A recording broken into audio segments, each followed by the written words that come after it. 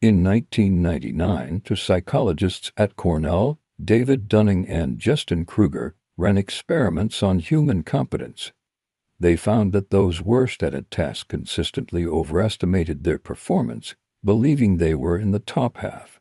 Conversely, the most competent people often underestimated themselves, recognizing the vastness of what they didn't know. Confidence is inversely correlated with competence at the extremes. The most dangerous person knows nothing and doesn't know it. Every decision you made today was processed through a brain built for the African savanna, not the 21st century. This brain uses cognitive shortcuts, heuristics, adaptive in an environment of physical threats and scarce information.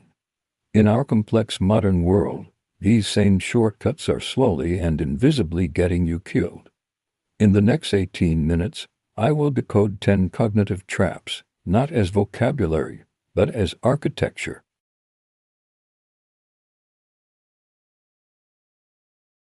This is drawn from Kahneman's Nobel Prize-winning research, Tversky's work on heuristics, and behavioral economics. By the end, you will have a map of the terrain your brain lies to you about every day. Daniel Kahneman won the 2002 Nobel Prize in Economics for demonstrating human irrationality in predictable ways. His research partner, Amos Tversky, would have shared it, had he not died before the award. These are not pop psychology concepts, but peer-reviewed patterns replicated across cultures, age groups, and intelligence levels. Intelligence does not protect you from them. It sometimes makes them worse. Let's decode them. Trap 1. Confirmation bias. Your brain does not search for truth. It searches for confirmation of what it already believes. In a 1960 experiment, Peter Wasson gave participants a series of numbers 2, 4, 6 to identify the rule. Participants could test their hypothesis by generating new sequences, and Wasson would confirm if they followed the rule, most hypothesized numbers increasing by 2 and tested sequences like 4, 6, 8, confirming their belief, very few tested sequences like 1, 2, 4, which would have disconfirmed it. The actual rule was simply any ascending sequence. Participants focused on confirming what they already believe.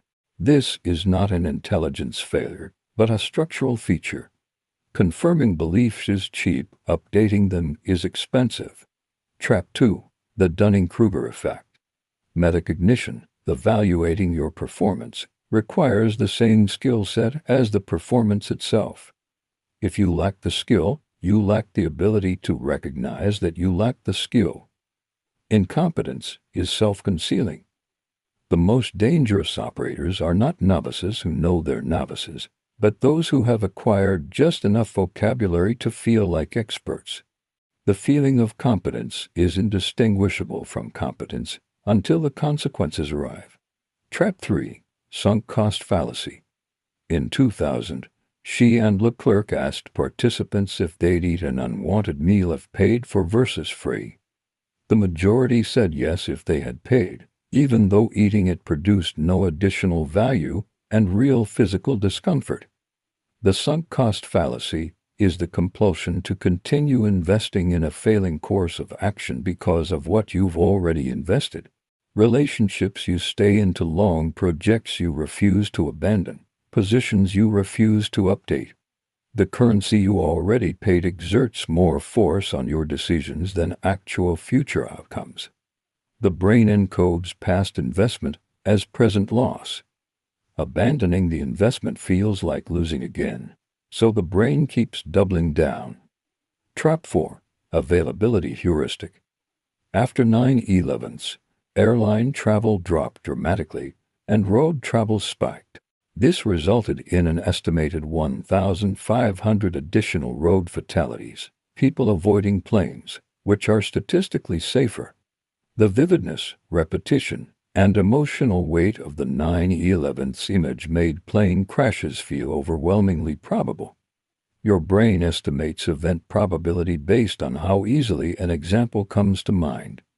Vivid, recent events distort your probability map. Every news broadcast, viral story, and intense memory corrupts your ability to assess actual risk. Trap 5. Anchoring. In a 1974 study, Tversky and Kahneman asked participants to spin a wheel rigged to land on 10 or 65. They were then asked, what percentage of African countries are in the United Nations?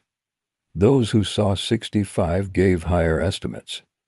A random number from a carnival will move their estimates on an unrelated factual question.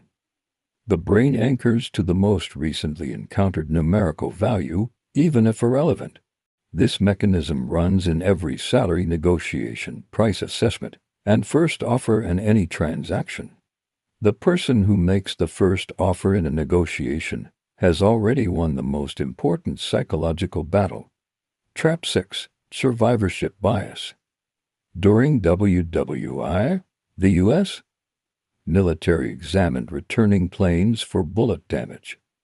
Statistician Abraham Wald pointed out the fatal flaw. They were only looking at planes that came back.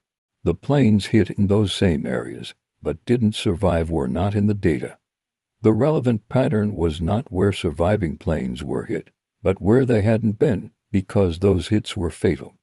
Survivorship bias distorts when we examine only successful outcomes without accounting for those that didn't survive. It explains why you read biographies of successful dropouts and conclude dropping out is a strategy, not a variable.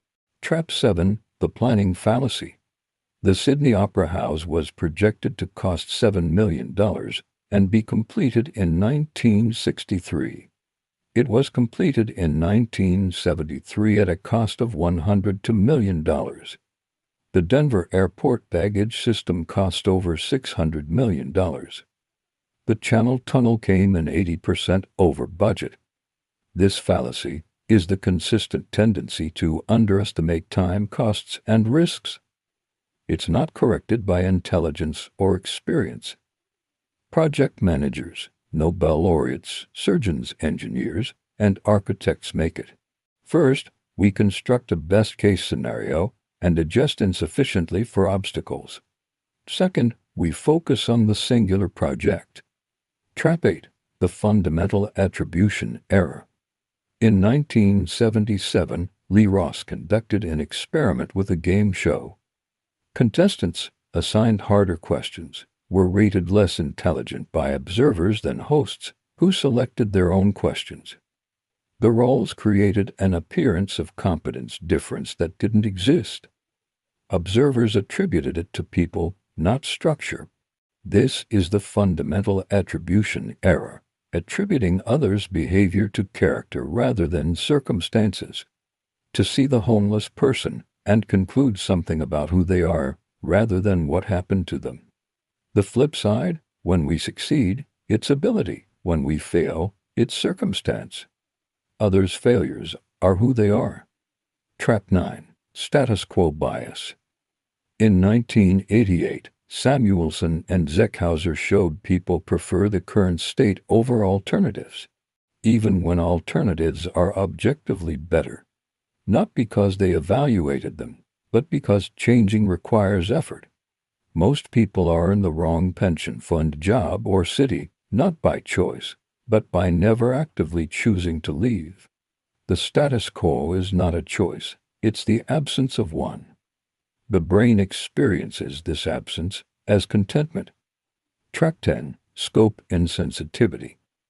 In a 1992 study, participants were asked how much they'd donate to save 2,000 birds. Separate groups were asked to save 200,000 or 2 million birds. Average donations were $80, $78, and $88. 2,000 birds or 2 million, the amounts were virtually identical. The brain cannot process the difference emotionally. We feel the image of a single suffering bird scaled into a generic feeling of many. Scope has almost no effect on emotional response. This is why a single story moves people to donate, while statistics about millions cannot, and why civilizational scale problems like climate, poverty, and public health fail to generate proportional responses. 10 traps all running simultaneously, all below conscious awareness. Generating the feeling of correct reasoning. The uncomfortable truth is that your default operating mode is System 1, fast, automatic, pattern matching, unreliable. System 2, the deliberate rational faculty, is mostly running post hoc justifications for decisions System 1 already made. You are not the rational agent you think you are. You are the story a fast brain tells about itself. The value of decoding the traps is not that it frees you from them. Knowing about biases does not make you immune. The value is narrower and more practical. It gives you a checklist for the highest stakes decisions, the moments when the architecture is most likely to get you killed. That is not comfort. That is leverage.